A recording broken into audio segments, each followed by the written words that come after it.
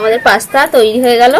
Pasta বানানোর জন্য এখানে আমরা নিয়ে নিয়েছি 1 বাটি পাস্তা। এখানে কাঁচা লঙ্কা এরকম বড় বড় করে কুচো করে নিয়েছি, আলু এরকম সরু সরু করে কেটে নিয়েছি, ক্যাপসিকাম নিয়েছি, টমেটো নিয়েছি এরকম লম্বা করে কেটে। তোমরা চাইলে গাজরও নিতে পারো, আর নানান রকম সবজি দিতে পারো। তো আমার কাছে ঘরোয়া উপকরণে যা যা ছিল নিয়েছি। তো চলো শুরু করে দিই। পাস্তার মধ্যে অল্প একটু সয়াবিন দিয়ে দেবো, তার জন্য জলের মধ্যে সয়াবিনটা দিয়ে দিচ্ছি, সিদ্ধ করে নেব। একই সাথে পাস্তাটাও দিয়ে দেবো, আরো একটু জল লাগবে, দিয়ে দিলাম। একটু নুন দিয়ে দেবো,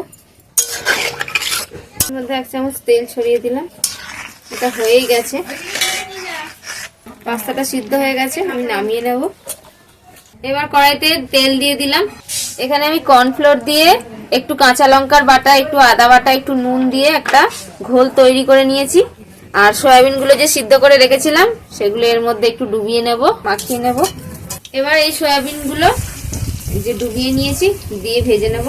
সয়াবিন গুলো ভাজা হয়ে গেছে, লাল লাল করে ভেজে নিলাম। তেলটা ঝরিয়ে তুলে নেব।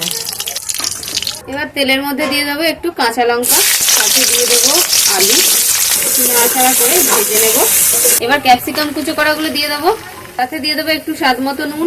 নাড়াচাড়া করে ভাজতে থাকবো সমস্ত সবজিগুলো। আলু আর ক্যাপসিকাম একটু ভাজা ভাজা হয়ে গেছে। এবার টমেটো কুচোটা দিয়ে দিলাম, একটু নাড়াচাড়া করে নেব। অল্প একটু দিয়ে দিলাম হলুদের গুঁড়ো, অল্প করে একটু দিয়ে দিলাম লঙ্কার গুঁড়ো, একটু হলুদ আর লঙ্কাটা একটু নাড়াচাড়া করে নেব।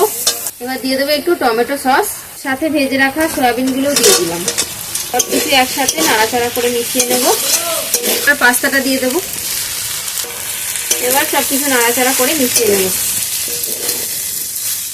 আমাদের পাস্তা তৈরি হয়ে গেল, আর কিছু দেবো না, সবকিছু দেওয়া হয়ে গেছে। তো পাস্তা রেডি।